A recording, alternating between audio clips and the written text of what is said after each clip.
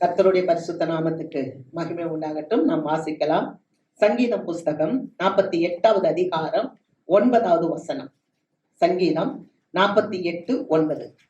தேவனே, உமது ஆலயத்தின் நடுவிலே உமது கிருபையை சிந்தித்துக் கொண்டு இருக்கிறோம். தேவனே, உமது ஆலயத்தின் நடுவிலே உமது கிருபையை சிந்தித்துக் கொண்டு இருக்கிறோம். ஆண்டவர் நமக்கு இந்த ஆண்டில கிருபையை பத்தி கொடுத்திருக்கிறார். என் கண்களில் உனக்கு கிருபை கிடைத்தது, உன்னை பேர் சொல்லி அழைத்து அறிந்திருக்கிறேன். இன்னைக்கு சங்கீதக்காரர் சொல்லுகிறார், உம்முடைய கிருபைய உம்முடைய ஆலயத்தின் நடுவுல நாங்க சிந்தித்து கொண்டு இருக்கிறோம். பிரியமானவங்களே, நீங்களும் நானும் ஆசீர்வதிக்கப்பட்டவங்க. ஹல்லேலூயா. அந்த கிருபையை நம்ம எங்க சிந்திக்கிறோமா? ஆலயத்துல சிந்திக்கிறோமா? ஆலயம் என்பது என்ன? நீங்க தான் ஆலயம். வேதம் சொல்லுகிறது, அந்தபடி நீங்களே தேவனுடைய ஆலயமாய் இருக்கிறீர்கள். அப்ப ஆண்டவராகிய தேவன் உங்களையும் என்னையும் ஆலயமாக அழைத்திருக்கிறார். அப்ப நம்மளுடைய எண்ணத்துல, நம்மளுடைய சிந்தையில, நம்மளுடைய ஆவியில ஆண்டவருடைய கிருபையை நாம் சிந்திக்க வேண்டும். ஆமென். ஒருவேளை நம்ம தனித்தனியான ஒரு ஆலயமாக இருந்தாலும் இந்த இடத்துல நம்ம எல்லா ஆலயங்களும் கூடி வந்திருக்கு. அதான் சபை கூடி வருதல். கூடி வந்து இப்ப நம்ம என்ன பார்க்கிறோம்? ஆண்டவருடைய கிருபையை சிந்திக்கிறோம். அல்லேலூயா. வேதம் சொல்லுது, சகரியாவின் புஸ்தகம் 12வது அதிகாரம் 10வது வசனத்துல அங்க சொல்லப்பட்டிருக்கிறது, அவர் தாவீதின் குடும்பத்தின் மேலும் எருசலேமின் குடிகள் மீதிலும் கிருபையின் ஆவியையும் விண்ணப்பத்தின் ஆவியையும் ஊற்றுகிறார். அல்லேலூயா. நம்முடைய வாழ்க்கை செழிப்படையணும்னா, நம்முடைய வாழ்க்கையில சமாதானம் இருக்கணும்னா, கர்த்தர் கொடுக்கிற கிருபையின் ஆவியை, கர்த்தர் கொடுக்கிற அந்த விண்ணப்பத்தின் ஆவியை நாம் பெற்றுக்கொள்ள வேண்டும். அல்லேலூயா. அங்கதான் சங்கீதக்காரர் சொல்லுகிறார், நான் ஜீவனுள்ளோ தேசத்தில் நன்மையை காணாதிருப்பேன் என்று எண்ணி இருந்தா எப்போதோ நான் கெட்டு போயிருப்பேன். அப்ப நமக்கு ஒரு நன்மை இருக்கு, நமக்கு ஒரு மகிமை இருக்கு, நமக்கு ஒரு ஆசீர்வாதம் இருக்கு. என்ன தெரியுமா? ஜீவனுள்ளோர் தேசத்துக்கு நாம போவோம். ஜீவனுள்ளோர் தேசம், அந்த பரலோகத்துல ஆண்டவராகிய தேவனை இரவும் பகலும் பரிசுத்தர் பரிசுத்தர் பரிசுத்தர் என்று பாடி துதித்துக் கொண்டிருக்கிற அந்த ஜீவனுள்ள தேசத்துக்கு உங்களுக்கு எனக்கு பங்கு இருக்கிறது. அல்லேலூயா. அதனாலதான் தாவீது சொல்றாரு, எவ்வளவோ நெருக்கப்படுகிற நேரத்தில் கூட சொல்கிறார், நானோ ஜீவனுள்ளோர் தேசத்துல நன்மையை காண்பேன் என்று விசுவாசியாது இருந்தால் எப்போதோ கெட்டு போயிருப்பேன்.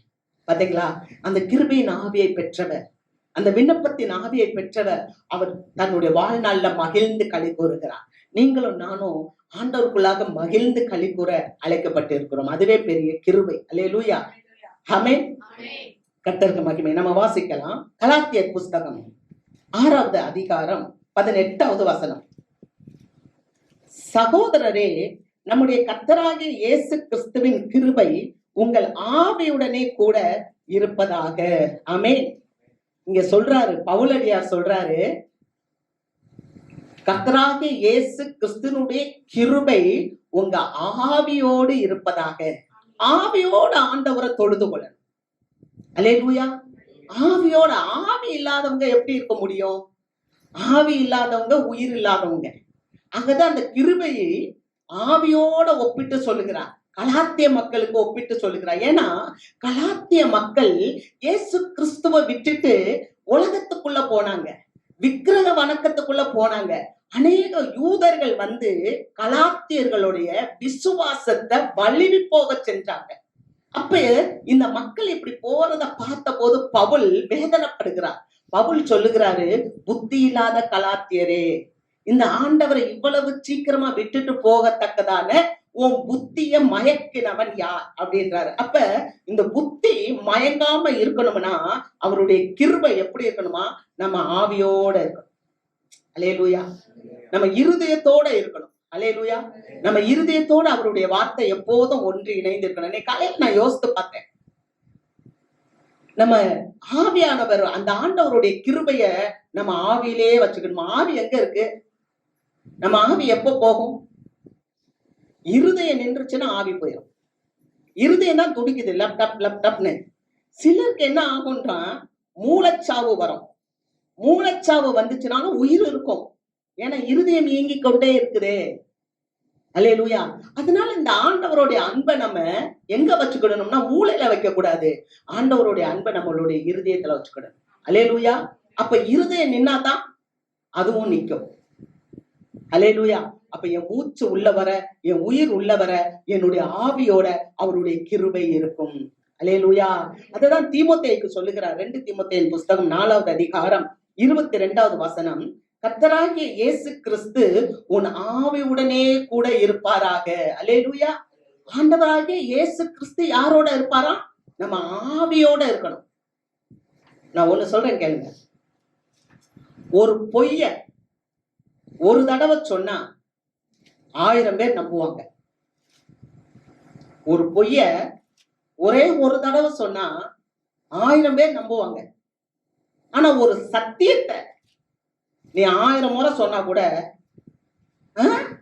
அப்படியா, நிஜமாவா, உண்மையாவா அப்படி கேட்பாங்க. அப்படிப்பட்ட உலகம் இது. ஏன்னா பொய் எப்படி இருக்கும்? அலங்காரமா இருக்கும். பொய் எப்படி இருக்கும்? ஜோடிக்கப்பட்டு இருக்கும். பொய் எப்பவுமே பார்க்கிறதுக்கு நல்லா இருக்கும், மாய்மானம். அதனால ஜனங்கள் பொய்யதான் விரும்புவாங்க. ஆனா அழைக்கப்பட்ட சபை மக்கள் நீங்களும் நானும் சத்தியத்துக்கு உரியவர்கள். அல்லேலூயா. சத்தியத்தை அறிந்து கொள்ள வேண்டும். சத்தியத்தையும் அறிவீர்கள், சத்தியம் உங்களை விடுதலையாக்கும். அப்ப இந்த கிருபையின் ஆவி இயேசு கிறிஸ்து எங்க இருக்கணும்னா நம்ம ஆவியோட இருக்கணும். நம்ம ஆவியோட இருக்கும்போதுதான் ஆண்டவர் நமக்கு ஆற்றல் கொடுப்பார். அதனாலதான் சீஷர்களை பார்த்து சொன்னார், எப்பா சீஷர்கள் கூடவே இருந்தாங்க. ஆனா கூடவே இருக்கிற வரைக்கும் இயேசு கிறிஸ்துவனுடைய அந்த பரிசுத்த ஆவியை அவங்க பெற்றுக்கொள்ளல. ஆனா ஏசாமி மரித்த பிறகு சீஷர்கள் தனிமையா புலம்பிட்டு இருந்தாங்க. அப்ப ஏசாமி வந்து சொன்னார், டேய் நீங்க ஜலத்தினால ஞானஸ்தானம் பெற்றீங்க, இன்னும் கொஞ்ச நாளுக்குள்ளாக நீங்க ஆவியினால ஞானஸ்தானம் பெறுவீங்க. அல்லேலூயா. நீங்க எருசலேமை விட்டு போகாம காத்திருங்க. எப்ப தெரியுமா தேவ பிள்ளைக்கு நல்ல ஆவி வரும்? பரிசுத்த ஆவி. பரிசுத்த ஆவி என்ன ஆவி? பெலத்தின் ஆவி. பரிசுத்த ஆவி பெலத்தின் ஆவி. பரிசுத்த ஆவியானவர் உங்களிடத்தில் வரும்போது நீங்கள் பெலனடைவீர்கள். அது மாத்திரமல்ல, நீங்க யூதயாவிலும் சமாரியாவிலும் எருசலேமிலும் உலகத்தின் கடைசி பரியந்தம் எனக்கு சாட்சிகளா இருப்பீர்கள். அப்ப இந்த ஆவி, பெலனுள்ள ஆவி வரணும். இந்த பெலனுள்ள ஆவி முதல்ல எங்க தெரியுமா யார பலப்படுத்தும் தெரியுமா? நம்மளுடைய உள்ளார்ந்த மனுஷனை பலப்படுத்தும். ஆமென். உள்ளார்ந்த மனுஷனை பலப்படுத்தும். அதுக்குதான் இந்த ஆவி வேணும். அதனாலதான் ஆண்டவராகிய இயேசு கிறிஸ்து, நீங்க இங்கே இருங்க, நீங்க எருசலேமை விட்டு போகாதீங்க, நீங்க காத்திருங்க, நீங்க அக்கினியினால, நீங்க ஆவியினால நீங்க நிரப்பப்படுவீங்க. அல்லேலூயா. நான் பரிசுத்த ஆவியை உங்களுக்கு கொடுப்பேன் அப்படின்னு சொன்னார். அப்ப சீஷர்கள் காத்திருந்தாங்க. நல்ல கவனிங்க. ஏசாமிக்கு 12 சீஷர்கள். ஆனா நான் ஆச்சரியப்பட்டேன். என்ன தெரியுமா? அதுல ஒருத்தன் மிஸ்ஸிங் ஆயிட்டான். அப்ப ஆண்டவர் எல்லாத்துக்கும் ஆவி கொடுத்துருவாரா? பரிசுத்த ஆவி எல்லாருக்கும் கிடைக்குமா? எவர்கள் எல்லாம் தெரிந்து கொள்ளப்பட்டார்களோ அவங்களுக்கு கிடைக்கும். அல்லேலூயா. அதனாலதான் அவர் சொல்றாரு, பரிசுத்த ஆவி யாருக்கு கிடைக்கும்னா அந்த ஆசீர்வாதத்துக்கு பாத்திரமா இருக்கணும். கூடவே இருந்தா யூதாசு. ஆனா ஆண்டவரை காட்டி கொடுத்தான். ஆண்டவருக்கு விலை பேசினான். 30 வெள்ளிக்காசை கொடுத்து விலை பேசினான். எப்போதாமே பணத்தின் மேலேயே குறியா இருந்தான். அதனால அவனால அந்த பரிசுத்த ஆவியை பெற்றுக்கொள்ள முடியல. ஆனா மற்ற 11 சீஷர்கள் உட்பட 120 பேர், சிறியோர் பெரியோர், மரியாள், பெண்கள், ஆண்கள் எல்லாரும் கூடி இருந்த போது அந்த மேல்மாடி வீட்டுல பரிசுத்த ஆவியானவர் இறங்கி வந்தார். அல்லேலூயா. அருமையான தேவ மக்களே, ஆண்டவருடைய கிருபை உங்க ஆவியோடு கூட இருக்கணும். ஆமென். நீங்க காத்திருந்து அதை பெற்றுக்கொள்ள வேண்டும். அல்லேலூயா. உடனே இல்ல, ஆண்டவர் டெஸ்ட் பண்ணுவார்.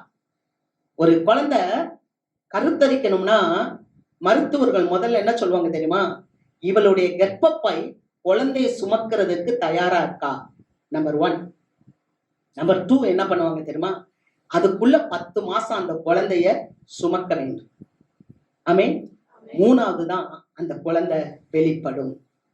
அது போல நம்ம வாழ்க்கையில நம்ம முதல்ல ஆண்டவருக்கு பிரியமானவர்களாக, தகுதி உடையவர்களாக நாம இருக்க வேண்டும். 2வது நம்ம அவரை சுமக்கிறதற்கு கற்றுக்கொள்ள வேண்டும். 3வது தேவன் நம்மை அவருடைய பரிசுத்த ஆவியினால் நிரப்புவார். அல்லேலூயா. அதேதான் வசனத்தை வாசிப்போம். ரோமருக்கு எழுதின நிருபம் 8வது அதிகாரம் 9வது வசனம். தேவனின் ஆவி உங்களில் வாசமாய் இருந்தால் நீங்கள் மாம்சத்துக்கு உட்பட்டவர்களா இராமல் ஆவிக்கு உட்பட்டவர்களா இருப்பீர்கள். கிறிஸ்துவின் ஆவி இல்லாதவன் அவருடையவன் அல்ல. அல்லேலூயா. அப்ப வசனம் சொல்லுது, தேவன் ஆவி உங்களில் வாசமாய் இருந்தால் நீங்கள் மாமிசத்துக்கு உட்பட்டவர்களா இராமல் ஆவிக்கு உட்பட்டவர்களா இருப்பீர்கள். நல்லா கவனிங்க, கிறிஸ்தவ ஜீவியமே ஆவியில தான் துவங்குது. ஆமென். கிறிஸ்தவ ஜீவியம் ஆவியில தான் துவங்குது. நல்லா கவனிங்க. பிதாவானவர் தண்ணீர் நீரூற்று, தண்ணீர். இயேசு கிறிஸ்து கொலா. அந்த கொலா எங்க வரும்? நேரா மெயின்ல இருந்து வீட்டுக்குள்ள டேப் வருதா? டேப் வருதா? வரலையா? வீட்டுக்குள்ள கொலா வருது. கொலாயை தெருகுனா என்ன வரணும்? தண்ணி வரணும். அப்ப நம்ம வாழ்க்கையில இயேசுவோட நின்றக்கூடாது, ஆவியை பெற்றுக்கொள்ள வேண்டும். அல்லேலூயா. பிதாவானவர் நீரூற்றா இருக்கிறார். அந்த நீரூற்றுல இருந்து வந்ததுதான் இயேசு கிறிஸ்து. அவர் கொலா மாதிரி வர்றாரு. அந்த கொலாயை திறந்தா அங்க என்ன வரணும்? தண்ணி வரணும். அதுதான் பரிசுத்த ஆவியானவர். நம்முடைய வாழ்க்கை செழிப்படையணும்னா, நம்ம வாழ்க்கை ஆசீர்வதிக்கப்படணும்னா ஆவியானவர் நம் வாழ்க்கையில வர வேண்டும். ஆவியானவர் வரும்போதுதான் கிறிஸ்தவ வாழ்க்கையே துவங்குகிறது, செழிப்பு துவங்குகிறது. ஒரு செடியை வச்சுட்டு செடிக்கு தண்ணி ஊத்தாம இருந்தா என்ன ஆகும்? அப்ப நம்ம வாழ்க்கையில நமக்கு அந்த பரிசுத்த ஆவியினுடைய தண்ணீர் பாய்ந்து வர வர வர வர வரதான் நம்ம வாழ்க்கை செழிப்பாக மாறும். ஆகவேதான் அவர் சொல்றாரு, கிறிஸ்துவின் ஆவி இல்லாதவன் அவருடையவன் அல்ல. ஏன்னா ஏசாமியோட பிள்ளைங்கெல்லாம் செழிப்பா இருப்பாங்க. உம்மாலே நான் ஒரு சேனைக்குள் பாய்ந்து போவேன், உம்மாலே நான் ஒரு மதிலை தாண்டுவேன். அந்த பெலன், அந்த உன்னத பெலன் நமக்குள்ள வரும்போது நம்முடைய வாழ்க்கை செழிப்பாக மாறும். வாசிக்கலாம் 1 கொரிந்தியர் புஸ்தகம் 6வது அதிகாரம் 17வது வசனம். அப்படியே கர்த்தரோடு இசைந்து இருக்கிறவனும் அவருடனே கூட ஒரே ஆவியாய் இருக்கிறான். பாத்தீங்களா? கர்த்தரோட இசைந்து இருக்கணுமா? முதல்ல பரிசுத்த ஆவியானவர் இல்லாதவன் அவருடையவன் அல்ல. அப்ப பரிசுத்த ஆவியானவரை பெற்றுக்கொள்ளணும். பெற்றுக்கொண்ட நாம அவரோட இசைந்து இருக்கணும், ஒன்றாய் இருக்க வேண்டும். ஆமென். முதல்ல அவருக்கு உரியவராகிறோம், 2வது அவரோடு இணைகிறோம். இணையணும், ஒன்றாய் இருக்கணும். பாருங்க, ஆதாம் ஏவாள் 2 பேரும் ஒன்னா இருந்தா பிசாசு வந்திருப்பானா அந்த தோட்டத்துக்குள்ள? இல்லையா? அப்ப அவங்க 2 பேரும் ஒன்னா இல்லாதனால பிசாசு வந்தான். அங்க வாசிக்கிறோம் நம்ம, காயின் ஆபேல். ஆதாமுக்கு 2 பிள்ளைங்க. மூத்த பிள்ளை காயின், 2வது பையன் ஆபேல். ஆனா அவங்க 2 பேத்துக்குள்ள ஒற்றுமை இல்ல. காயின் ஆபேலை கொலை செய்தான். அப்ப அங்க என்ன வந்துருச்சு? அந்த கொலைகார பிசாசு வந்துருச்சு. ஈசாக்குக்கு 2 பிள்ளைங்க, ஏசா யாக்கோபு. ஆனா 2 பேருக்குள்ள ஒற்றுமை இல்ல. மூத்தவன் என்ன பண்ணிட்டான்? குடும்பத்தை விட்டு ஓடிட்டான். சீஷர்கள் 12 சீஷர்கள், எப்போதும் அவங்களுக்குள்ள என்ன இல்ல? ஒற்றுமை இல்ல. என்ன சொன்னாங்க தெரியுமா? ஆண்டவரே, நாங்க யார் பெரியவன்? உங்க மகிமையில யார் உட்கார்ந்து இருப்பா? உங்க வலது பக்கத்துல யார் உட்கார்ந்து இருப்பா? உங்க இடது பக்கத்துல யார் உட்கார்ந்து இருப்பா? ஒற்றுமை இல்ல. ஆனா பரிசுத்த ஆவி இருந்தா ஒரே உடலாயிரும். ஆவியோடு இருக்கிறவங்க இசைந்து இருப்பான். ஆமென். ஒரு மனமா இருப்பான். 3வது ஒரு காரியம், ரோமர் 8வது அதிகாரம் 14வது வசனம். மேலும் எவர்கள் தேவனுடைய ஆவியினாலே நடத்தப்படுகிறார்களோ அவர்கள் தேவனுடைய புத்திரராய் இருக்கிறார்கள். அல்லேலூயா. 3வது பிள்ளைகளாக மாறணும். முதல்ல ஆண்டவருக்கு உரியவராக மாறணும் ஆவி வந்தா. 2வது அந்த ஆவியில இணைந்து இருக்கணும். ஆவியில இணைந்து இருக்கணும். பரிசுத்த ஆவியில இணைந்து இருக்கும் போது செழிப்பு. 3வது, எவர்கள் தேவனுடைய ஆவியினாலே நடத்தப்படுகிறார்களோ அவர்கள் தேவனுடைய புத்திரர்கள், பிள்ளைகளாக நம்ம மாறுறோம். அல்லேலூயா. அப்புறம் தான் பிள்ளைங்க. எடுத்த உடனே பிள்ளைகள் ஆயிட மாட்டோம். அப்ப நம்ம பிள்ளைகள் ஆகிறோம். நம்ம பக்தர்கள் அல்ல. பக்தர்கள் எல்லாம் ஆண்டவர் கேட்கல, பிள்ளைங்க. ஏன்னா நம்ம பிள்ளைங்கன்னா அவருடைய ஆசீர்வாதத்துக்கு சுதந்திரம். ஆமென். அல்லேலூயா. சபை செழிப்பு, சபை சந்தோஷம், சபை மகிழ்ச்சி, பொருளாதாரத்துல ஆசீர்வாதம், தெய்வீக சுகத்துல ஆசீர்வாதம், தெய்வீக நன்மையில ஆசீர்வாதம். கடன் இருக்காது. கடன் இருக்குமா? கடன் இருக்காது. செல்வ செழிப்பு இருக்கும். உங்களுக்கு தேவையானது இருக்கும். கவனிக்கிறீங்களா? ஏன்னா நாம அவருடைய பிள்ளைங்க. ஆராதிக்கிற தேவன் யாருன்றத பரிசுத்த ஆவியானவர் நமக்கு கொடுக்க வேண்டும், பகுத்து கொடுக்க வேண்டும். யாருப்பா நான் அந்த ஆராதிக்கிறேன்? ஏசு பலவீனமா இருந்தா நான் பலவீனமா இருப்பேன். ஏசு பொய் சொன்னா நான் பொய் சொல்லுவேன். ஏசு தப்பு செஞ்சா நான் தப்பு செய்வேன். ஏசு இதெல்லாம் செய்யல. அவர் பரிசுத்த ஆவியில நிரம்பி காணப்பட்டார். நான் பரிசுத்த ஆவியில நிரம்பி காணப்படுவேன். கவனிக்கிறீங்களா? அல்லேலூயா. எங்கிட்ட இருந்து வியாதி வரும்? வராது. எங்கிட்ட இருந்து பலவீனம் வரும்? வராது. வரும், மன உடம்புனா வரும். அந்த பரிசுத்த ஆவி எனக்குள்ள உள்வாசம் செஞ்சு அந்த பலவீனத்தை எடுத்து போட்டு அந்த பயத்தை எடுத்து போட்டுருவேன். ஆமென். நல்ல ஆவி நமக்குள்ள வரும்போது அந்த பலவீனத்தெல்லாம் எடுத்து போட்டுருவான். ஏன்னா ஏசாமியவே சாவடிச்சாங்க. ஆனா அவங்க சாவடிக்கல, சாவுக்கு தன்னை ஒப்பு கொடுத்தான். ஆனா அவரையும் உயிரோட எழுப்பின தேவ ஆவியானவர் அவர் நமக்குள்ள இருக்கிறபடியால் அந்த சாவுக்கு ஏதுவான சரீரத்தையும் அவர் நம்மளுக்கு உயிர்ப்பிப்பார். ஹல்லேலூயா. கர்த்தருக்கு மகிமை. அதுதான் நம்ம பிள்ளைகள். இயேசு என்றால் என்ன? அபிஷேகிக்கப்பட்டவர்.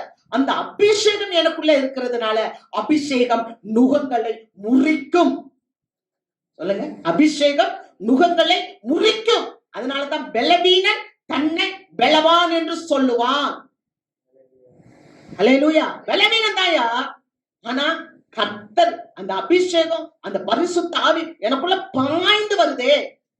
எசேக்கியேல் பள்ளத்தாக்குல அந்த காற்று அடித்த போது அந்த எலும்புகள் எல்லாம் ஒண்ணு சேர்ந்துச்சு, ஒரு இரைச்சல் உண்டாச்சு. அந்த பரிசுத்த ஆவியின் மகிமை எனக்குள்ள இருக்கு. அல்லேலூயா. அப்ப ஆவியோட இசைந்து இருக்கும் போதுதான், நம்ம ஆவியோட இசைந்து இருக்கும் போது அவருடைய பிள்ளைகளா நம்ம மாறுறோம். மாத்திரமல்ல, ஒரே உடலா மாறிவிடும். ஒரு உடலாயிரும். இந்த உடலுக்கு தலைதான் சரீரம். அந்த இந்த உடலுக்கு, இந்த சரீரத்துக்கு இயேசு கிறிஸ்து தலையாய் மாறி. அல்லேலூயா. கர்த்தருக்கு மகிமை. வாசிக்கிறோம் 1 கொரிந்தியர் 12வது அதிகாரம் 4வது வசனம். வரங்களில் வித்தியாசங்கள் உண்டு. வரங்களில் வித்தியாசம் உண்டு. நல்ல கவனிங்க. வரங்கள்ல வித்தியாசம். என்ன வரும்? சிலருக்கு போதிப்பாங்க. இந்த ஆவி வந்துருச்சுன்னா சிலர் என்ன பண்ணுவாங்க? போதிப்பாங்க. சிலருக்கு குணமாக்குற வரம் இருக்கும். சிலருக்கு விசுவாசத்தை போதிக்கிற வரம் இருக்கும். சிலருக்கு ஞானத்தை போதிக்கிற வரம் இருக்கும். இந்த பரிசுத்த ஆவி வந்துருச்சுன்னா ஊழியம் செய்வாங்க. அல்லேலூயா. இதெல்லாம் வரங்கள். வரம் இல்லாம ஒண்ணுமே பண்ண முடியாது. அப்ப வரங்களுக்காக நீங்க என்ன பண்ணணும்? ஜெபிக்கணும். ஏன்னா தாவீதின் வம்சத்தார் மேலும் எருசலேமின் குடிகள் மேலும் ஆண்டவர் கிருபையின் ஆவியையும் விண்ணப்பத்தின் ஆவியையும் ஊற்றுகிறார். ஆண்டவரே எனக்கு வரத்தை தாங்க. ஆவியானவரை பெற்றா போதாது, வரங்கள் இருக்கணும். வெவ்வேறு வரம் இருக்கு, ஆனா ஆவியானவர் ஒருவர். அடுத்து ஊழியங்களில் வித்தியாசங்கள் உண்டு, கர்த்தர் ஒருவரே. ஊழியங்கள், ஊழியங்கள்னா என்ன? தொண்டு செய்யறது. ஒவ்வொருத்தரும் ஒவ்வொரு தொண்டு செய்வாங்க. ஐயா, நான் உங்கள்கிட்ட ஒண்ணு சொல்றேன். சபையில நீங்க எல்லாம் வந்து இருக்கிறீங்க. இந்த சபையில இருக்கிற உங்களுக்குள்ள பரிசுத்த ஆவி இருக்கு. நீங்க என்ன பண்ணணும்? கிரியைகள்லயும் வித்தியாசம். நீங்க நினைக்க கூடாது, அவங்க மைக் பிடிச்சு பேசுற மாதிரி என்னால பேச முடியாது, அதனால எனக்கு ஊழியம் இல்லைன்ற கூடாது. அல்லேலூயா. நீங்க செய்யற வேலையை என்னால செய்ய முடியாது. ஆமென், ஆமென். அப்ப ஒரே வேலை மற்றவங்களுக்கு இல்லாதது போல நம்மளுடைய ஊழியம் தொண்டும் வித்தியாசமா இருக்கும். நீங்க போற இடத்துல நீங்க என்ன பண்ணணும்னு சொன்னா அந்த ஊழியத்தை தொண்டை செய்யணும். ஆமென். இன்னைக்கு தொண்டு செய்யறது, நமக்கு எந்த தொண்டு முடியும்? ஒரே தொண்டை எல்லாரும் செய்ய முடியாது. ஆனா தொண்டு செய்ய வேண்டியதை செய்யணும். சிலருக்கு ஆஸ்பத்திரியில ஊழியம் இருக்கும், சிலருக்கு சட்டத்துறையில ஊழியம் இருக்கும், சிலருக்கு வேலை செய்கிற இடத்திலேயே ஊழியம் இருக்கும். ஏதோ ஒரு ஊழியம் அது வித்தியாசமா இருக்கும். ஏன்னா இவங்க இதை வந்து செய்யலையே, அதை வந்து செய்யலையே அப்படின்னு நம்ம கேட்க கூடாது. தேவன் ஒருவன். அடுத்து பாருங்க 6வது வசனம். கிரியைகளிலும் வித்தியாசம் உண்டு, எல்லாருக்குள்ளும் எல்லாவற்றையும் நடப்பிக்கிற தேவன் ஒருவரே. அப்ப கிரியைகள் செய்யணும், செயல்படணும். செயல்பாடு, தொண்டு மட்டுமல்ல, செயல்பாடு. இப்படி வித்தியாசமாக இருக்குது. அதை நான் செய்ய முடியாது, இதை நான் செய்ய முடியாது. நமக்கு என்ன முடியுமோ அதை செய்யணும். யாருக்குமே ஆண்டவர் கிரியை இல்லாமலோ அல்லது ஊழியங்கள் இல்லாமலோ அல்லது வரங்கள் இல்லாமலோ வைக்கவில்லை. ஆனா ஆண்டவருடைய ராஜ்யத்தினுடைய அசைவுக்காக ஏதாவது ஒண்ணு நான் செய்வேன். அல்லேலூயா.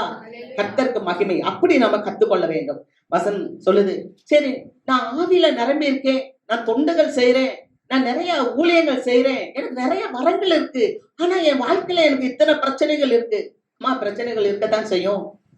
யாருக்கு பிரச்சனை இருக்கும்? தொண்டு செய்யறவனுக்கு தான். யாருக்கு பிரச்சனை இருக்கும்? கிரியைகளை செய்யறவங்களுக்கு தான். யாருக்கு பிரச்சனை இருக்கும்? வரங்கள்ல இருக்கிறவங்களுக்கு தான் பிரச்சனைகள் இருக்கும். அதனாலதான் சங்கீதக்காரர் சொல்லுகிறார், என் கால் சறுக்குகிறது என்று சொல்லும் போது, கர்த்தாவே உமது கிருபை என்னை தாங்குகிறது. அல்லேலூயா, அல்லேலூயா. கிருபை ஆவியோட ஒன்று இணைந்து இருக்கும்போது ஆவியானவர் நம்மை பலப்படுத்துவார். நம்ம வாழ்க்கையில சில சரிவுகள் வரும்போது, சில தொய்வுகள் வரும்போது, சில பலவீனங்கள் வரும்போது, அந்த மனுஷன் சொல்றார், என் கால் சறுக்குகிறது என்று சொல்லும் போது, கர்த்தாவே உமது கிருபை என்னை தாங்குகிறது. அல்லேலூயா. நல்ல ஆவியை பெற்றா நமக்கு என்ன இருக்கும்னா கால் சறுக்கும். கால் சறுக்குனாலும் கர்த்தர் நம்மளை கைவிடவே மாட்டார். ஆமென். கால் சறுக்கலாம், ஆனா கர்த்தரோடு நம்மளை அப்படியே தாங்கி பிடித்துக் கொள்வார். அல்லேலூயா, அல்லேலூயா. கர்த்தருக்கு மகிமை. இந்த ஆவியை பெற்ற ஒரு சிலரை நம்ம பார்ப்போம். முதலாவது இந்த பரிசுத்த ஆவி. இந்த ஆவிக்கு நிறைய ஆவி கொடுக்கப்பட்டிருக்கு. பலத்தின் ஆவி, தூய்மையின் ஆவி, கர்த்தரின் ஆவி, தேற்றரவாளன், பரிசுத்த ஆவியானவர், இப்படி பல பெயர்கள் கொடுக்கப்பட்டிருக்கிறது. தேவ ஆவி, இப்படி. இதுல ஒரு 3 காரியங்களை நம்ம மட்டும் பார்ப்போம் இன்னைக்கு. முதலாவது தேவ ஆவி பார்க்கலாம். வாசிப்போம். ஆதியாகமம் 41வது அதிகாரம் 38வது வசனம். அப்பொழுது பார்வோன் தன் ஊழியக்காரரை நோக்கி, தேவ ஆவியை பெற்ற இந்த மனுஷனை போல வேறு ஒருவன் உண்டோ என்றான். அல்லேலூயா. இந்த யோசேப்பை பார்வோன் அழைத்து ஊழியக்காரர்கள் முன்னால, அதாவது பார்வோன் அவங்க ஊழியக்காரர்கள் முன்னால நிறுத்தி, தேவ ஆவியை பெற்ற இந்த மனுஷனை போல வேற ஒருவன் உண்டோ என்று சொன்னான். இந்த யோசேப்பு அப்படின்னாலே பெருக்கம் அப்படின்னு பேர். பெருக்கம் என்று சொல்லுகிற இந்த யோசேப்பு தேவ ஆவியை பெற்றிருந்தான். ஆனா இந்த தேவ ஆவியை பெற்றிருந்த இவன் வாழ்க்கையில பல பாடுகள் வந்துச்சு. முதலாவது சொந்த சகோதரர்களே அவனை என்ன பண்ணாங்கன்னா வெற்று குழிக்குள்ள தூக்கி போட்டாங்க. அவங்க அப்பா ஆசையா வயசான காலத்துல இந்த குழந்தைய பெற்று, யோசேப்பு நீ பெருகுவப்பா, பெருக்கம் சொல்லும் போது அவன் வாழ்க்கை எங்க துவங்குதுன்னா முத அவன் குழியில தான் போய் விழுகிறான், வெற்று குழி. அதுக்கப்புறம் பார்த்தா அதே சகோதரர்கள் அவனை 20 வெள்ளிக்காசுக்கு ஒரு வியாபாரிகள் இடத்துல, இஸ்மவேலர்கள் இடத்துல விற்று போடுறாங்க. அங்க அந்த இஸ்மவேலர்கள் வாங்கி எங்க கொண்டு போறாங்க? கானான்ல இருக்கிற இவனை கொண்டு எகிப்துக்கு தூக்கிட்டு போயிடுறாங்க. எகிப்துல கொண்டு போய் ஒரு பார்வோன்ட்ட இவனை திரும்ப விலைக்கு வித்துறாங்க, ஒரு போர்த்திபார்ட்ட. அந்த போர்த்திபார் வீட்டுல இருக்கும் போதும் அவன் குற்றம் சுமத்தப்படுகிறான். அவன் குற்றம் சுமத்தப்பட்டு அவன் இப்ப எங்க போறானா? சிறைச்சாலைக்கு போறான். நீங்க நினைச்சிடக்கூடாது, நம்ம வாழ்க்கையில ஆண்டவர் பெருக்கம்னு பெரிய ஆசீர்வாதத்தெல்லாம் சொல்லி இருக்கிறாரு, ஆனா நமக்கு இன்னும் ஒண்ணுமே இல்லையே. இன்னைக்கு நிறைய பேருக்கு என்னன்னா, கல்யாணம் ஆகுது, கொஞ்ச நாள் ஆகுது, அவங்களுக்கு ஒரு குழந்தை பாக்கியம் இல்லாட்டினா அவங்க சோர்வு விட்டுறாங்க. ஆனா சோர்வு விட வேண்டிய அவசியமே இல்லை. ஆண்டவர் சொல்றாரு, ஜனங்களெல்லாம் பார்த்து அவங்களுக்காக மனது உருகிறாராம். அந்த ஜனங்களெல்லாம் ஆண்டவர் பிள்ளைகளா பாக்குறாரு. அல்லேலூயா. அப்ப அநாதை ஸ்திரீகளுக்கு பிள்ளைகள் அதிகம் சொல்றார். பிள்ளை பெறாத மலடியே மகிழ்ந்து களி கூறு, பிள்ளைய பெற்றவளை பார்க்கலாம் பிள்ளை இல்லாதவர்களுக்கு அநேகம் பிள்ளைகள். பெத்தா ஒண்ணுதான் பெற முடியும். ஆனா கிறிஸ்துவுக்குள்ளாக பிள்ளைகளை பெறணும்னா ஆயிரமான பிள்ளைகளை பெற்றெடுக்க முடியும். ஆமென். நான் சொல்ற புரியுதா புரியலையா? கர்த்தருக்கு மகிமை.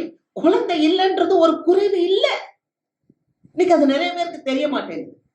நீ ஒரு பிள்ளை பெறத காட்டிலும் ஆண்டவருக்காக ஏராளமான குழந்தைகளை பெறுவதற்குத்தான் அழைக்கப்பட்டிருக்கிறாய். ஆமென். அல்லேலூயா. நிறைவு வேணும், ஆவியின் நிறைவு வேணும். இங்க பாக்குறோம், குழியில தூக்கி போட்டாலும் அவனுடைய அந்த பெருக்கம் என்பது, அந்த வார்த்தை மாறவே இல்லை. சிறைச்சாலைக்கு போறான். அவன் என்னவெல்லாம் என்னவா இருக்குது தெரியுமா? தேசத்தை கொடுத்தே இருக்கு, நாட்டை குறிச்சே இருக்கு, ஒன்றாகிய மெய்தேவனை குறிச்சே இருக்கு. ஆண்டவரோடயே அவன் உறவு கொள்கிறான். அந்த சிறைச்சாலையில் அவனுக்கு என்ன கிடைச்சது வாசிக்கலாம். ஆதியாகமம் 39வது அதிகாரம் 21வது வசனம். கர்த்தரோ யோசேப்போடு இருந்து அவன் மேல் கிருபை வைத்து சிறைச்சாலை தலைவனுடைய தயவு அவனுக்கு கிடைக்கும்படி செய்தார். அல்லேலூயா. கர்த்தர் என்ன பண்றார்? நீ சிறைச்சாலையில தூக்கி போட்ட பார்வோனுடைய போர்த்திபாரனுடைய மனைவி பொய் சொல்லி பொய்யான குற்றம் சாட்டி கொண்டு போய் சிறைச்சாலையில போட்ட போது கர்த்தர் யோசேப்பின் மேல கிருபை வைத்து சிறைச்சாலைக்காரனுடைய தயவை கிடைக்கும்படி செய்தார். அல்லேலூயா. ஆண்டவராகிய இயேசு கிறிஸ்து கூட வளரும் போது அவர் ஞானத்திலும் அறிவிலும் மனுஷ தயவிலும் தேவ கிருபையிலும் வளர்ந்து விருத்தி அடைந்தார். அல்லேலூயா. அப்ப சிறைச்சாலையில இருக்கும் போது கூட மனுஷனுடைய கண்கள்ல தயவை கொடுத்தார் என்று பார்க்கிறோம். ஒரு பிள்ளையோடைய வாழ்க்கையில கிருபை இருக்கும் என்றால், ஒரு பிள்ளையோடைய ஆவியோடு கிருபை இருக்கும் என்றால், அந்த சிறைச்சாலையிலும் ஒரு தயவு உண்டு. அல்லேலூயா. ஒரு நாள் பார்வோன் ஒரு சொப்பனம் காணுகிறான். அந்த சொப்பனத்துக்கான ஒரு விளக்கத்தை கேட்டு அங்கே ஒரு தர்க்கம் வரும்போது அந்த நாட்டில் இருக்கிற ஜோசியர்களால, அந்த நாட்டில் இருக்கிற மந்திரவாதிகளால, அந்த நாட்டில் இருக்கிற சாஸ்திரிகளால சொல்ல முடியாத ஒரு வியாக்கியானத்தை யோசேப்பு சொல்லுகிறார். அல்லேலூயா. யோசேப்பு சொல்லும் போது சொல்லுகிறார், அவர் அவர் அவர் எதனால உயர்த்தப்பட்டார்? அதுதான் ரொம்ப முக்கியம். அவர் எதனால உயர்த்தப்பட்டார் என்றால் வாசிக்கலாம். 41வது அதிகாரம் 37வது வசனம். தேசம் பஞ்சத்தினால் அழிந்து போகாதபடிக்கு அந்த தானியம் இனி எகிப்து தேசத்தில் உண்டாகும். பஞ்சமுள்ள 7 வருஷங்களுக்காக தேசத்திற்கு ஒரு வைப்பாய் இருப்பதாக என்றான். அதாவது தேசத்துல ஒரு பஞ்சம் வரப்போகுது. அந்த பஞ்சத்துல இருந்து இந்த தேசத்தை விடுவிக்கணும்னா அதுக்கு ஒரு ஆலோசனை சொல்றான். என்ன சொல்றான்? அறுப்பு காலத்துல வர்றதுல எல்லாம் நீங்க கொஞ்சம் பகுதியை எடுத்து சேர்த்து வச்சா பஞ்ச காலத்துல பயன்படுத்திக்கிடலாம். அல்லேலூயா. இத கேட்ட உடனே பார்வோனுக்கு சந்தோஷம் வந்துருது. அப்ப சொல்றான், தேவ ஆவியை பெற்றவன். ஏன்னா தேசத்தை அழிவிலிருந்து காப்பாற்றுகிறவன், தேசத்தை அழிவிலிருந்து காப்பாற்றுகிறவன் கனம் பெற்றான். சபையே, இந்த உலகத்துல இருக்கிற மக்களை காப்பாற்றுவதற்காக சபை அழைக்கப்பட்டிருக்கிறது. ஆமென். இந்த உலகத்துல ஒரு பஞ்சம் வரப்போகுது. யாருக்கும் கிடைக்க கூடாத இந்த வேத வார்த்தையே கிடைக்க கூடாத ஒரு பஞ்சம் வரப்போகுது. அந்த பஞ்ச காலத்துல இந்த தேசத்தை காப்பாற்றுவதற்கு தேவன் சபைக்கு நல்ல கிருபையின் ஆவியை கொடுத்திருக்கிறார். அல்லேலூயா. அப்ப வேதம் சொல்லுகிறது, ஒருவன் எனக்கு ஊழியம் செய்வானானால் பிதாவானவர் அவனை கனப்படுத்துவார். அல்லேலூயா. அப்ப நமக்கும் ஒரு ஆலோசனை கொடுக்கப்பட்டிருக்கிறது. பஞ்ச காலத்துல நாம இந்த தேசத்தை ஆட்கொள்வதற்கு இந்த வேதத்தினால் நாமும் நிரப்பப்பட வேண்டும். அல்லேலூயா. எப்படி அந்த எகிப்து தேசம் பஞ்சத்தினால அழியக்கூடாதபடிக்கு அந்த பார்வோனுக்கு ஆலோசனை சொன்ன அந்த யோசேப்பு கனம் பெற்றானோ, அதே மாதிரி தேவனுடைய திட்டத்தை இந்த சபையானது பரிசுத்த ஆவியினால் நிரப்பப்பட்ட பிள்ளைகள் சாட்சியாய் இருக்கும் போது கர்த்தர் சபையை கனப்படுத்துவார். அல்லேலூயா. அதைதான் சீஷர்கள் செய்தார்கள். ஆமென். கர்த்தருக்கு மகிமை. அதைதான் அவர்கள் செய்தார். அவன் பார்வோனுக்கு ஊழியம் செய்தான், தேசத்தை காப்பாற்றினான். நீங்களும் நானும் இப்பொழுது கர்த்தருக்கு ஊழியம் செய்ய வேண்டும், தேசத்தை காப்பாற்ற வேண்டும். ஆமென். ஏன்னா எங்க பார்த்தாலும் மெஜாரிட்டியா பொய் தான், வன்முறைதான், பல தீய செயல்பாடுகள் தான். இதுக்குள்ளதான் நம்ம இருக்கிறோம். ஒருவேளை நீங்க நினைக்கலாம், நான் ஜெபிக்கிறதுனால நடந்துருமா?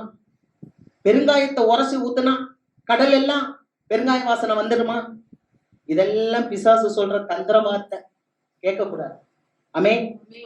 நான் செய்ய வேண்டியதை நான் செய்வேன். அல்லேலூயா.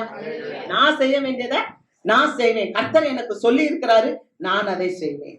நம்ம இரவும் பகலும் ஆண்டவரோட அந்த உறவை வைத்து, ஒரு சிறைச்சாலைக்குள்ள இருந்தவன் வெளியே ஒரு தேசத்தை காப்பாற்றுறான்னா, நாமளும் இந்த உலகத்துல பிசாசின் சிறை இருப்பிலிருந்து விடுதலையாக்கப்பட்டிருக்கோம். அல்லேலூயா.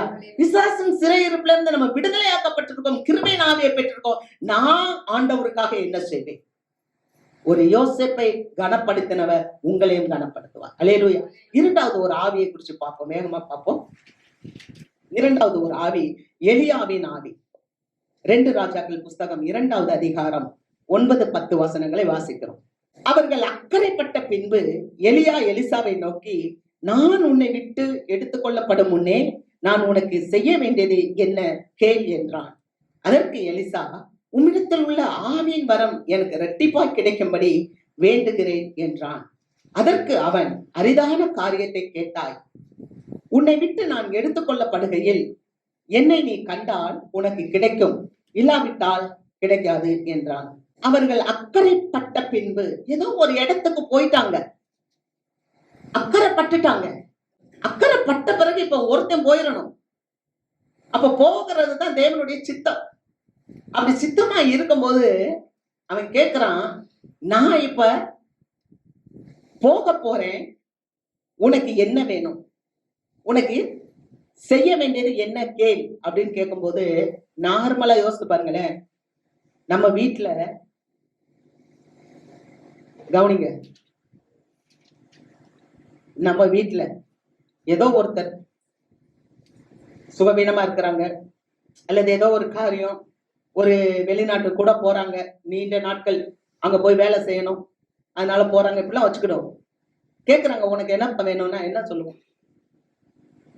ஐயா, முதல்ல ஒரு வீட்டை கொடுத்துரு, நான் வாடகை இல்லாம இருக்கணும், அப்புறம் வயிறார சாப்பிடணும், அதுக்கு நல்ல ஒரு பேங்க் பேலன்ஸ் போட்டுரு, அதுக்கப்புறம் அங்கங்க போறதுக்கு ஒரு நல்ல வாகனம் வேணும், அதை வாங்கி கொடுத்துரு, இதெல்லாம் கொடுத்துட்டு நீ போகணும். அப்படித்தானே சொல்லுவோம். நார்மலா நம்ம என்ன சொல்லுவோம்? அப்படித்தானே சொல்லுவோம். ஒரு வீட்டை கொடுத்துரு, போறதுக்கு எனக்கு ஒரு வாகனம் கொடுத்துரு, பேங்க் பேலன்ஸ் வச்சிரு, நான் வருஷம் பூரா நல்லா சாப்பிட்டுக்கிறது அப்படின்னு. ஆனா இங்க இந்த ஆள் கேட்டா பாரு ஒரு கேள்வி, உனக்கு என்னப்பா வேணும் அப்படின்னா, அவர் சொல்றாரு, உன்கிட்ட இருக்கிற ஆவியின் வரத்தை ரெட்டிப்பா எனக்கு கொடுத்துரு. அல்லேலூயா, அல்லேலூயா, அல்லேலூயா. இதுதான் கேட்டாரு அவரு. என்ன ஒரு அருமையான செயல் பாருங்க. ஆவியின் வரத்தை எனக்கு ரெட்டிப்பா கொடுக்கும் போது, அவர் ஒருவேளை வீட்டை கேட்டா கொடுத்திருப்பாரு, ஒரு வாகனத்தை கேட்டா கூட கொடுத்திருப்பாரு, ஏதாவது கொஞ்சம் பணம் வேணும் கொடுனா கூட கொடுத்திருப்பாரு. ஆனா அவர் சொல்றாரு, அரிதானவற்றை கேட்டான். நமக்கு சபைக்கு இப்ப தெரியல, அரிதானது எது என்று தெரியவில்லை. சபையை விழித்துக் கொள்ளுங்க, விழித்துக் கொள்ளுங்க. வீடும் மாறி போயிரும், வாகனமும் மாறி போயிரும், பேங்க் பேலன்ஸும் மாறி போயிரும். ஏன்னா மாறக்கூடிய உலகத்தில் தான் வாழ்ந்து கொண்டு இருக்கிறோம். ஆனால் மாறாதது ஒன்று, நேற்றும் இன்றும் என்றும் மாறாதவர் அவர் இன்றைக்கு உயிரோடு இருக்கிறார். அல்லேலூயா. இவன் கேட்டான், அரிதானதை கேட்டாய். கேட்டு சொல்றாரு, நான் எடுத்துக் கொள்ளப்படும் போது நீ என்ன பார்த்தா உனக்கு கிடைக்கும், இல்லாட்டினா உனக்கு கிடைக்காது. அப்படின்னா என்ன? நீ என்னை தொடர்ந்து வந்துகிட்டே இரு, நான் எங்கெல்லாம் போறேன்னா அங்கெல்லாம் நீ வந்துகிட்டே இரு. கர்த்தர் நம்முடைய வாழ்க்கையில நடத்தும் போது சில பள்ளத்தாக்குகளுக்குள்ள நடத்துவார், அதுக்குள்ள நம்ம ஆண்டவரை தேட வேண்டும். சில நேரத்துல அவர் பெரிய மலை மேல நடத்துவார், அதுலயும் தேவனை நம்ம தேட வேண்டும். ஆமென். 28வது அதிகாரம் உபாகமம் 47. சகலமும் பரிபூர்ணமாயிருக்கையில் நீ மன மகிழ்ச்சியோடும் களிப்போடும் உன் தேவனாகிய கர்த்தரை சேவி. அங்க சேவியாமல் இருக்கிறதுனால வருது. அப்ப நம்ம வாழ்க்கையில செழிப்பு இருக்கும் போதும் தேவனை தேடணும். ஆமென். குறைவுபட்டாலும் அங்க தேவனை தேடணும். அல்லேலூயா. செழிப்பா இருக்கும் போது நான் நல்லா தானே இருக்கேன், நான் ஆண்டவர்கிட்ட போக மாட்டேன்னு சொல்லிட்டு இருந்துடாது கூட. பள்ளத்தாக்குலயும் நடக்க பழகணும், மேடுலயும் நடக்க பழகணும், சமவெளியிலையும் நடக்க பழகணும், நல்ல தோட்டத்திலையும் நடக்க பழகணும், பாலைவனத்திலையும் நடக்க பழகணும். ஏன்னா தேவனுடைய ஆவி இருந்தா கர்த்தர் நம்மளை நடத்துவார். அதத்தான் பவுலடியார் சொல்லுகிறார். வாசிக்கலாம், பிலிப்பியர் 4வது அதிகாரம் 12வது வசனம். தாழ்ந்திருக்கவும் எனக்கு தெரியும், வாழ்ந்திருக்கவும் எனக்கு தெரியும், எவ்விடத்திலும் எல்லாவற்றிலும் திருப்தியா இருக்கவும் பட்டினியா இருக்கவும் பரிபூர்ணம் அடையவும் குறைவுபடவும் போதிக்கப்பட்டேன்.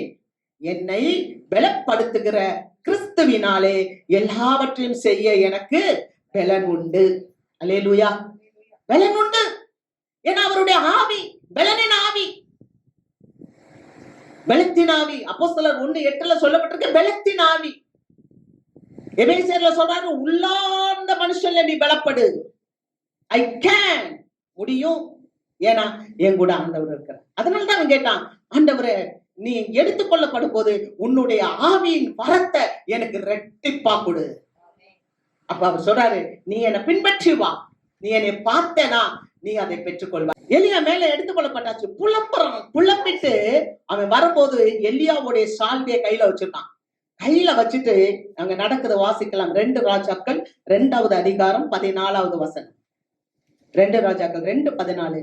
எலியாவின் மேலிருந்து கீழே விழுந்த சால்வை பிடித்து எலியாவின் தேவனாகிய கர்த்தர் எங்கே என்று சொல்லி தண்ணீரை அடித்தான்.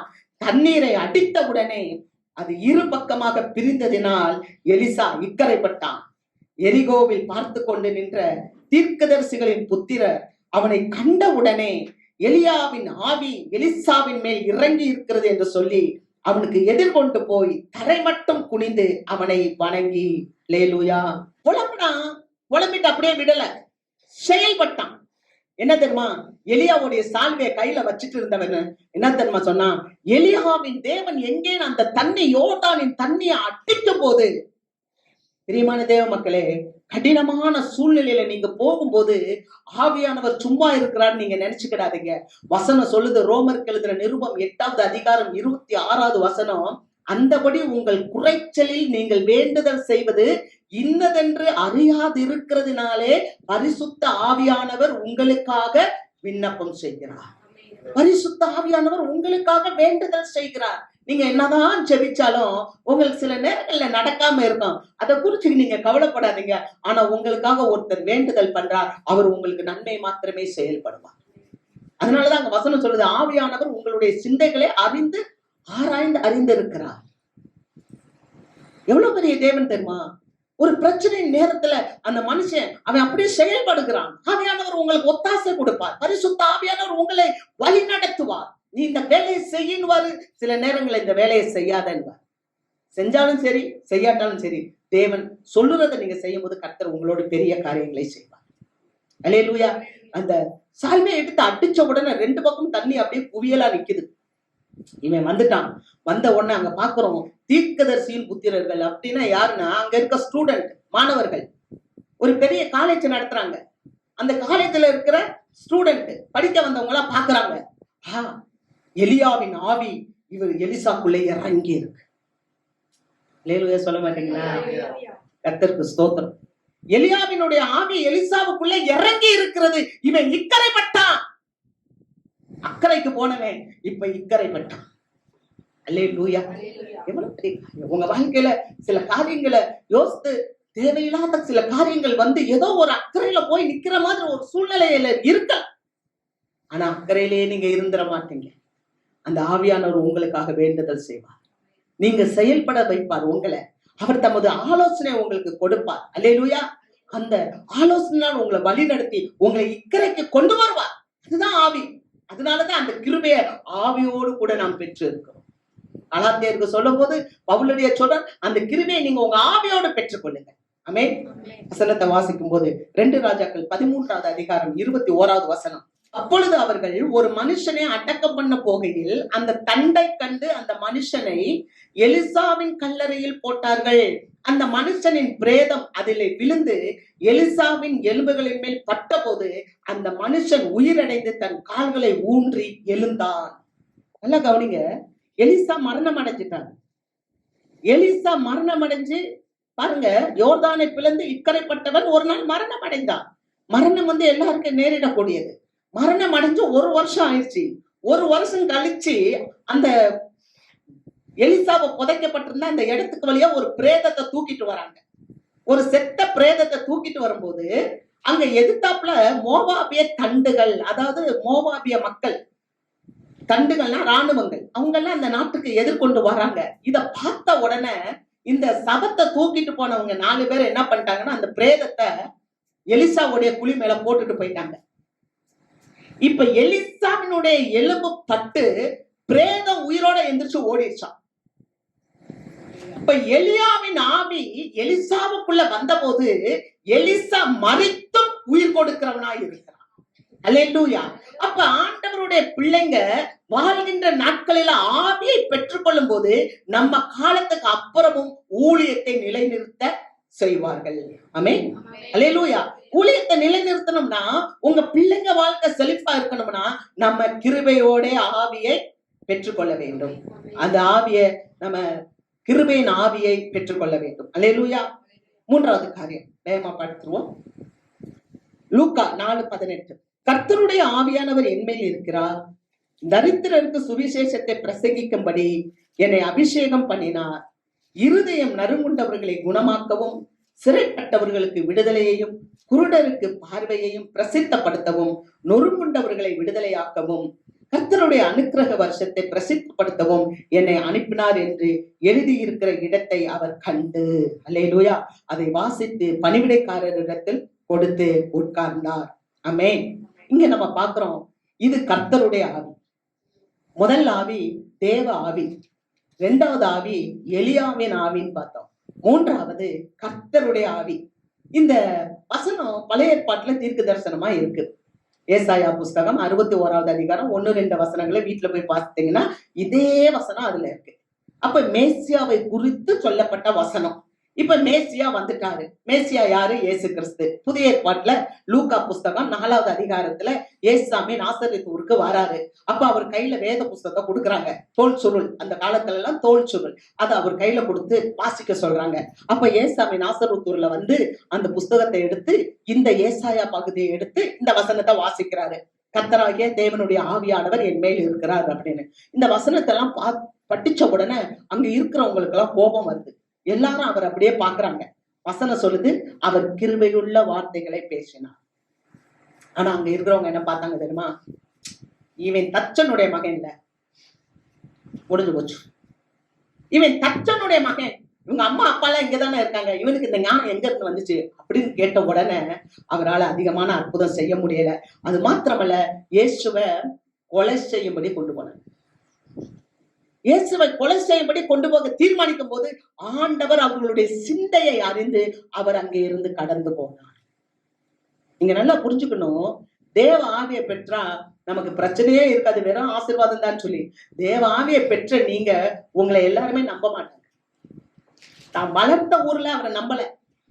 இவங்க அம்மா அப்பா இங்க உட்கார்ந்துருக்காங்க, இவங்க சகோதர சகோதரி எல்லாம் இருக்காங்க. இவருக்கு இந்த ஞானம் எங்க இருந்து வந்துச்சு? ஆனால் அவர் தேவனால் முன்குறிக்கப்பட்டவர். அல்லேலூயா. ஏசாயா தீர்க்கதரிசினால் சொல்லப்பட்ட அந்த இயேசுதான் நாசரேத்தூர்ல வந்து பேசும்போது இந்த ஜனங்கள், ஒரு கூட்ட ஜனங்கள் அவரை ஏற்றுக்கொள்ளவில்லை. ஆனா அவர் வந்து என்ன பேசினார் தெரியுமா? கர்த்தராகிய ஆவியானவர் என்மேல் இருக்கிறார், தரித்திரருக்கு சுவிசேஷத்தை பிரசங்கிக்க என்னை அனுப்பினார். யார் தரித்திரர்? ஆவியில் எளிமை உள்ளவர்கள். ஆண்டவரை பத்தி தெரியாதவங்க தரித்திரர்கள். அவங்களுக்கு போய் நம்ம சொல்லணும். ஆமென். நீங்க ஆண்டவரை நாம சரியா புரிஞ்சிருந்தோம்னா நம்ம வந்து தரித்திரர் அல்ல. ஆவிக்குரிய வாழ்க்கையிலும் தரித்திரர்கள் அல்ல, இம்மைக்குரிய வாழ்க்கையிலும் தேவன் நம்மளை தரித்திரராய் வைக்க மாட்டான், குறைவுபட விட மாட்டான். எப்படியாவது ஆண்டவர் உங்களை சந்திப்பான்.